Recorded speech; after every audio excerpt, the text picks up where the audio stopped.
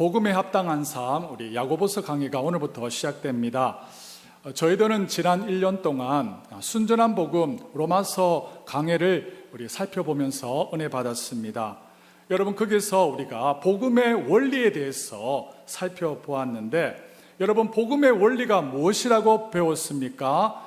우리가 로마서에서 살펴본 성경 66권에 나온 복음의 원리는 믿어 순종입니다. 16장으로 구성된 로마서는 1장에서 11장에서는 예수 그리스도를 믿음으로 의롭게 되어 구원받는 이신칭의를 말했습니다. 그리고 후반부인 12장에서 16장에서는 예수 그리스도를 믿음으로 의롭게 되어 구원받은 그리스도인으로서 그러면 어떻게 복음에 합당한 삶을 살 것인가, 하나님의 말씀에 순종하는 삶을 살 것인가에 대해서 말씀하고 있습니다. 여러분, 이것이 로마서와 또한 성경 66권에서 동일하게 말씀하는 복음의 원리입니다. 오늘부터 은혜 받을 야고보서는 로마서로 말하자면 후반부인 12장부터 16장에 해당하는 말씀과 유사하다라고 볼 수 있습니다. 즉, 예수 그리스도를 믿음으로 의롭게 되어 구원받은 그리스도인으로서 그러면 이 땅에서 복음에 합당하게 하나님의 말씀에 순종하면 삶을 살아가면서 어떻게 구원받은 열매를 우리의 삶 속에 맺힐 것인가에 대한 말씀이라고 할 수 있습니다. 그러므로 여러분, 어떤 사람들이 말하는 것처럼 바울은 죄인이 믿음으로 의롭게 되어 구원받는 이신칭의를 말했고, 야고보는 죄인이 행위로 구원받는다라는 이행칭의를 말한다라고, 이렇게 바울과 야고보가 서로 다르게 말하고 있다라는 이 주장은 옳지 않습니다. 바울과 이 야고보, 이 둘 다 똑같은 복음의 원리를 말하고 있다라고 볼 수 있습니다. 그것은 믿어 순종입니다. 바울은 복음의 원리인 믿어 순종에서 시간 순서상으로 먼저 나오는 믿음, 즉 예수 그리스도를 인격적으로 믿어 구원받은 것을 강조했다라면, 이제 오늘부터 은혜 받을 이 야고보서는 믿음으로 구원받은 성도의 삶에서 자연스러우면서도 필연적으로 나타나는 하나님의 말씀에 순종하는 복음에 합당한 삶을 말할 것입니다. 그러므로 바울과 이 야고보는 동일하게 믿음의 믿어 순종, 이 복음의 원리를 말한다라고 볼 수 있습니다. 사랑하는 여러분, 오늘부터 시작되는 복음에 합당한 삶, 야고보서 강해를 통하여서 우리 모두가 함께 은혜 받기를 원합니다. 그리고 조나단 에드워즈가 말한 것처럼 예수 그리스도를 믿을 때 우리 안에 내주하시는 성령님께서 우리 안에 위로는 하나님을 사랑하고 옆으로는 이웃을 사랑하는 거룩한 성향을 만들어내심으로 이제는 거룩한 순종, 거룩한 실천, 거룩한 행함으로 여러분의 삶에 이것이 풍성하게 나타남으로 하나님께 진정 영광 돌리는 귀한 복된 삶 될 수 있기를 원합니다. 오늘 본문 그러면 1장 1절을 한번 보겠습니다. 1장 1절 다 같이 읽겠습니다. 시작. 하나님과 주 예수 그리스도의 종 야고보는 흩어져 있는 12지파에게 문안하노라. 오늘부터 살펴볼 야고보서는 편지입니다. 그러므로 편지라는 것은 편지를 쓴 사람, 이 발신인과 이 편지를 받는 수신인이 반드시 있게 됩니다. 1절에 보면 편지를 쓴 사람이 누구라고 되어 있습니까? 야고보라고 되어 있죠. 여기에 나오는 이 야고보는 예수님의 동생 야고보입니다. 예수님과 야고보 둘 다 같은 어머니 마리아에게서 태어났습니다. 물론 예수님과 야고보가 마리아에게서 어떻게 잉태되고 태어났는가에 대한 차이점은 있습니다. 예수님은 성령으로 마리아에게서 잉태되었고 태어났습니다. 하지만 야고보는 예수님이 태어난 후 그의 모친 마리아와 그의 부친인 요셉을 통하여서 자연적인 생식 방법을 통하여서 태어났습니다. 하지만 지금부터 편의상 야고보를 예수님의 동생이라고 부르겠습니다. 야고보서는 예수님의 동생인 야고보가 이 편지를 썼습니다. 그런데 이 편지를 쓴 야고보는 본문 1절에서 자신을 누구라고 소개하고 있습니까? 하나님과 주 예수 그리스도의 종 야고보라고 소개하고 있습니다. 여기서 특이한 점은 야고보 자신을 주 예수 그리스도의 종이라고 표현하고 있다는 겁니다. 자신을 예수님의 형제 야고보라고 부르면서 혈연 관계를 말하지 않고요. 또한 예루살렘 교회의 일대 감독으로 지냈는데 자신을 감독 야고보라고 이러한 직분도 사용하지 않는 것을 보게 됩니다. 야고보는 혈연이나 직분으로 자기를 소개하지 않고요. 하나님과 주 예수 그리스도의 종 야고보라고 이렇게 자기를 소개하고 있습니다. 그러면 어떻게 야고보 자신은 자기를 그리스도의 종이라고 부를 수 있었습니까? 그 이유는 예수님이 어떤 분이신지를 진실로 알았기 때문입니다. 단지 머리로만 아는 것이 아니라 예수 그리스도를 나의 구세주와 주님으로 영접하였기에 그래서 자신을 그리스도의 종이라고 부를 수 있었던 것입니다. 사실 야고보는 예수님의 3년 반 동안의 공생의 기간까지만 해도 그분을 믿지 않았습니다. 야고보는 몹시 예수님을 싫어했습니다. 어느 날 예수님이 자신을 메시아라고 주장하는 것을 보고 마가복음 3장 21절에 보면 야고보는 자기 형이 미쳤다라고 생각해가지고 자기 동생을 데리고 가서 예수님을 잡으러 간 적이 있었습니다. 하지만 십자가에서 죽으시고 부활하신 예수님을 만난 후에는 야고보는 예수님을 그의 혈육의 형을 뛰어넘었어 예수님을 그의 구세주와 주님으로 믿게 됩니다. 그리고 그 후 초대교회 예루살렘의 교회의 일대 감독이 되었고요. 그리고 주후 62년경 예수를 믿는 믿음 때문에 순교까지 하게 됩니다. 그렇다면 여러분들은 예수님을 어떤 분으로 믿고 계십니까? 예수님을 여러분의 죄에서 구원하신 구세주와 여러분의 인생의 주님으로, 여러분의 인생의 주인으로 믿으십니까?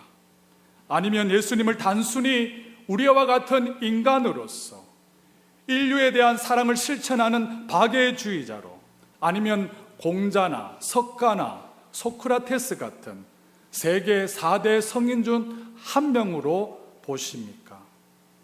성경적인 바른 신앙을 시작하기 위해서는 아주 중요한 것들이 많은데 그 핵심 중 하나는 우리가 믿는 예수님을 어떤 분으로 내가 생각하는가입니다. 예수님을 나와 같은 인간으로서 단지 도덕적인 좋은 말씀을 가르쳐 주고요, 사랑을 실천한 성인으로만 볼 것인가? 아니면 예수님을 하나님으로서 나의 삶의 구세주와 주님으로 정말로 인정하고 그분을 따르고 섬기는가라는 것입니다. 그렇다면 여러분들은 구세주와 주님으로서 예수님을 인격적으로 만나셨습니까? 여러분들은 여러분의 삶의 주인으로 예수님을 인정하십니까?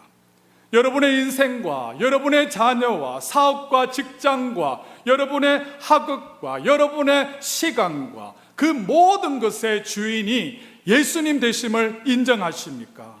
제가 간절히 바라고 기도하는 것은 여러분, 야고보가 예수님을 그의 혈육의 형으로 여러분 뛰어넘었어 예수님을 자기 자신의 구세주와 주님으로 만났듯이 오늘 예배드리는 우리 모든 성도님들 가운데서도 예수님을 여러분의 구세주와 주님으로 만나는 은혜가 동일하게 있기를 원합니다. 여러분, 왜냐하면 예수님을 나의 구세주와 나의 주님으로 만날 때 그 후에만, 그때 비로소 여러분의 진정한 신앙생활이 시작되고 그때 비로소 그 믿음에 합당한 행함의 열매가 여러분의 삶 속에 나타나기 때문입니다. 이러한 은혜가 저와 여러분 가운데 있기를 원합니다. 그리고 나서 자신을 하나님과 주 예수 그리스도의 종 야고보는 소개한 그는 이제 그의 편지를 받는 수신자가 누구인가를 말하고 있습니다. 누구입니까? 흩어져 있는 12지파에게 문안하노라 라고 되어 있습니다. 흩어져 있는 12지파 누구입니까?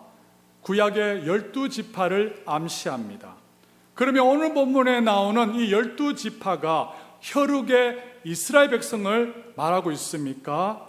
여기서 우리가 기억해야 될 것은 12지파라는 것은 혈육의 이스라엘 백성이 아니라 예수 그리스도의 믿음으로 아브라함의 자녀가 된 진정한 새로운 이스라엘, 이 세상에 흩어져 온갖 시험을 당하고 있는 성도를 말하고 있다는 것을 꼭 기억해야 됩니다. 야고보는 예수 그리스도를 믿는 믿음으로 인하여서 흩어져 있는 유대인 그리스도인들을 위하여서 이 편지를 쓰고 있습니다.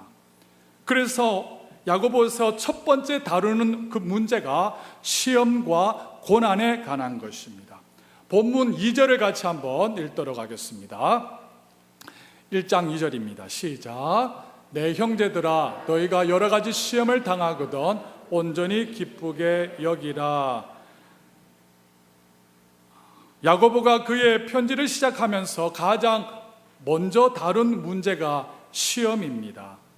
왜냐하면 우리 인생에는 시련의 연속이기 때문입니다. 특히 예수 그리스도를 믿어 하나님의 나라의 시민권을 가진 주님의 백성들은 이 땅에서 영적 순례자의 삶을 살아갈 때 이 땅의 공중 권세 잡은 자 마귀 사탄과 또한 우리 안에 여전히 남아있는 이 죄성과 싸우기 때문에 영적 전쟁을 벌이고 있기 때문에 시련과 고난은 필수라고 할 수 있습니다. 본문에 보면 예수님을 믿는 성도들은 시험을 당하고 있는데, 그렇다면 그 시험 앞에, 오늘 본문에 나오는 그 시험 앞에 어떤 수식어가 있어요? 어떤 수식어가 있습니까? 그 시험 앞에 여러 가지 시험이라고 되어 있습니다. 여러 가지 시험이란 온갖 종류의 시험을 말합니다. 온갖 종류의 시험에는 예수 그리스도를 이름을 통하여서 받는 환난과 핍박도 있지만 말 그대로 갖가지의 시험들을 말합니다.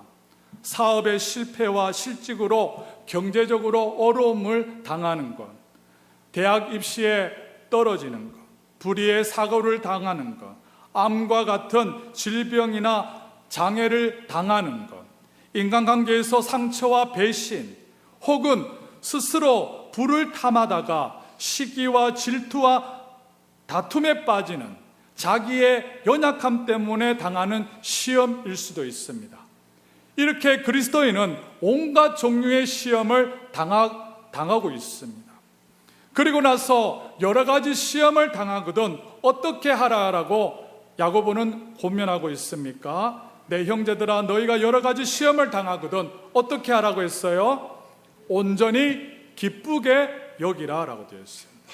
야고보는 너희가 여러 가지 시험을 당하거든 그 시험을 피하라, 또한 단순히 시험을 잘 견디어내라라고 말씀하지 않고 있습니다.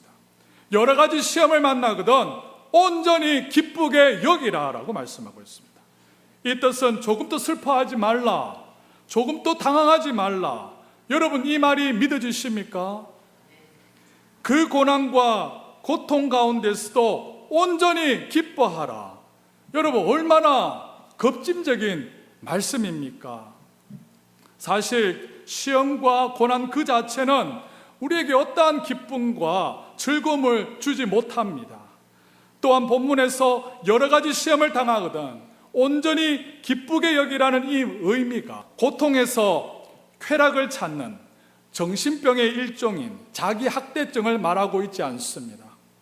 그렇다면 어떻게 인생에서 필연적으로 다가오는 고난과 시련 가운데 저와 여러분이 온전히 기뻐할 수 있습니까? 그 비결은 무엇입니까? 그것은 우리가 겪는 시험과 고난에 대한 하나님의 관점을 가질 때, 하나님의 관점을 우리가 회복할 때 우리의 삶 가운데 당하는 고난을 기뻐할 수 있다라고 말씀합니다. 그러면 우리가 겪는 시험에 대한 하나님의 관점을 본문에서 무엇이라고 말씀하고 있습니까? 본문 우리 3절과 4절 같이 한번 읽겠습니다. 시작. 이는 너희의 믿음의 시련이 인내를 만들어내는 줄 너희가 알미라. 인내를 온전히 이루라. 이는 너희로 온전하고 구비하여 죽음도 부족함이 없게 하려 함이라. 아멘. 3, 4절에서 그리스도인의 신앙생활 가운데 하나님께서 고난을 허락하시는 이유 3가지의 단계를 말씀하고 있습니다. 3절에는 믿음의 시련이 인내를 만들어낸다라고 했습니다. 그리고 4절에 인내를 온전히 이루라. 이는 너희로 온전하고 구비하여 조금도 부족함이 없게 함이라. 즉 성숙하게 만든다는 뜻입니다. 여기서 우리가 알 수 있는 것은 우리를 향한 하나님의 진정한 관심은 단지 예수를 믿어 구원받는 것으로 끝나지 않는다는 것을 알 수 있습니다. 예수를 믿음으로 영적으로 새 생명을 가지고 태어난 후에는 이제는 영적으로 자라나고 성장하고 성숙하여서 더 나아가서는 완숙하게 이르는 경지에 이르기를 원한다는 뜻이 담겨 있습니다. 믿음의 시련이 인내를 만들어내고 그리하여 최종적으로 우리를 온전하고 구비하여 조금도 부족함이 없게 하는 것, 그리스도의 장성한 분량에 이르기까지 하는 것, 이것이 우리를 향한 하나님의 진정한 관심이라는 것입니다. 이러한 이유로 하나님의 거룩하고 그의 은혜로운 그 섭리 속에서 다양한 시련을 허락하십니다. 그러므로 우리의 삶 속에서 겪는 여러 가지 시험 가운데서도 우리가 자유할 수 있고 이 시험과 고난을 이겨낼 수 있는 능력의 비결은 우리를 온전하게 구비하여 조금도 부족함이 없는 성숙한 자로, 더 나아가서는 완숙한 자로 빚어질 것이라는 하나님의 관점을 가지는 것이고 하나님의 관점을 회복하는 것인 줄 믿습니다. 사람에게는 늘 문제가 세상입니다. 우리는 무엇을 먹을까, 무엇을 입을까, 무엇을 마실까, 우리는 그것을 염려합니다. 하지만 하나님은 사람이 문제예요. 하나님은 우리와 같은 사람이 어떤 사람이 되는가에 가장 큰 관심을 가진다는 뜻입니다. 하나님에게는 저와 여러분에게 골머리가 되는 이 세상이 전혀 문제가 되지 않습니다. 홍해를 가르는 일, 반석에서 물을 내는 일, 또한 이 세상을 창조하는 일, 그에게는 그 모든 것도 문제가 되지 않습니다. 여러분, 문제는 무엇입니까? 이 세상을 다스릴 온전한 사람이 없다는 것이 문제입니다. 하나님의 나라의 원형인 에덴 동산에서 왕으로 세움받은 아담이 하나님께 불순종함으로 실패한 것을 보게 됩니다. 구약시대에 하나님의 선민인 이스라엘 백성도 하나님께 불순종한 것을 보게 됩니다. 오직 순종하신 한 분은 예수만이 십자가에 죽기까지 하나님께 순종한 것을 보게 됩니다. 그리고 십자가에 죽기까지 하나님께 순종한 예수님을 저와 여러분이 믿음을 통하여서 그와 연합함으로 그가 만드신 완전한 의를 증가받아서 저와 여러분이 구원받았습니다. 그리고 저와 여러분들이 구원받는 것 그 자체만이 하나님의 관심이 아니라 우리를 향한 하나님의 진정한 관심은 이제는 구원받은 후에 예수님의 형상을 본받는 자로 세운다는 것입니다. 그래서 최종적으로 예수께서 재림하실 때 도래할 영원한 하나님의 나라, 새하늘과 새 땅, 저 천국에 예수 그리스도와 다스릴 왕으로서 그 신분과 품격에 맞는 존귀한 자로 세우는 것이 하나님의 우리를 향하신 진정한 관심인 줄 믿습니다. 로마서 우리 8장 28절 29절 한번 읽어보겠습니다. 시작. 우리가 알거니와 하나님을 사랑하는 자 곧 그의 뜻대로 부르심을 입은 자들에게는 모든 것이 합력하여 선을 이루느니라. 29절 하나님의 미리 아신 자들을 또한 그 아들의 형상을 본받게 하기 위하여 미리 정하셨으니 이는 그로 많은 형제 중에서 맏아들이 되게 하려 하심이니라. 아멘. 사랑하는 여러분, 우리를 향한 하나님의 관심은 단지 예수를 믿어 구원받는 것으로 끝나지 않는다는 것을 여러분 꼭 기억할 수 있기를 원합니다. 하나님은 영혼의 관점에서, 그의 기쁘신 사랑의 관점에서 때로는 힘든 시험과 시련을 허락하십니다. 그리고 그 고난과 역경을 통하여서 저와 여러분의 모난 인격을 다듬어 가십니다. 그래서 29절에 어떻게 말씀하고 있어요? 그 아들, 예수 그리스도의 형상, 그리스도의 인격과 성품으로 그리스도의 장성한 분량에까지 이르는 성숙한 그리스도인으로 빚으시기를 원하신다는 것입니다. 그래서 하나님의 자녀로서 영원한 하나님의 나라 새 땅, 여러분 저 천국을 다스릴 왕으로서의 그 신분과 품격에 걸맞는 자로 세우기를 원하신다는 것입니다. 이것에 관해서 변증가인 C.S. 루이스가 고통의 문제라는 책에서 이런 말을 했습니다. 오늘날 많은 현대인들은 하나님의 선하심을 단순한 자비 또는 할아버지가 손자와 손녀들에게 가지는 무절제한 호의 정도로 이해한다. 하지만 이것은 하나님의 선하심에 대한 너무나도 좁은 견해다. 도리어 하나님의 선하심, 즉 하나님의 사랑은 그 사랑의 대상을 온전히 사랑스러운 존재로 더 완전하게 만들어 가려는 매우 열정적이고 끈질긴 사랑이다. 바로 이 사랑 때문에 하나님은 우리에게 고통을 허락하신다. 하나님 피조물에게 고통을 허락하실 뿐만 아니라 당신의 아들 안에서 자신을 희생하면서 고난 당하신 분이다라고 말씀하고 있습니다. 사랑하는 여러분, 누구보다도 우리를 더 사랑하시는 하나님은 저와 여러분이 더 온전하고 성숙하고 더 사랑스러운 자로 빚으시고 만드시기 위하여서 때로는 우리에게 고난과 역경과 시련을 허락하신다는 것을 기억할 수 있기를 원합니다.